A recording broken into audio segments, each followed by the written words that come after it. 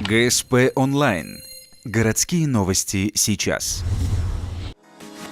Вторник, 13:00. Школа номер 21. Конкурс рисунков, посвященный Дню пограничника. 24 ученика начальных классов представили на суд Союза ветеранов пограничных войск свои творческие работы. Каждая из них – образ солдата-пограничника, его боевые будни.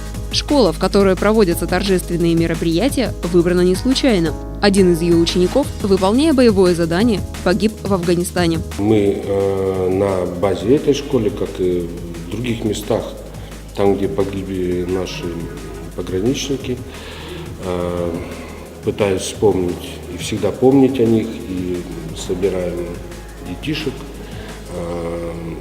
пытаемся привлечь их к пониманию этих всех прошлых процессов, наших настоящих процессов, патриотическому воспитанию этих детишек. Предварительно с ребятами были проведены беседы на тему патриотизма, после чего каждый желающий мог выполнить дома рисунок и выставить его на конкурс. Все участвовавшие в конкурсе получат поощрительные призы. Имена победителей будут известны уже завтра. Их объявят на торжественной линейке в память воинов-пограничников.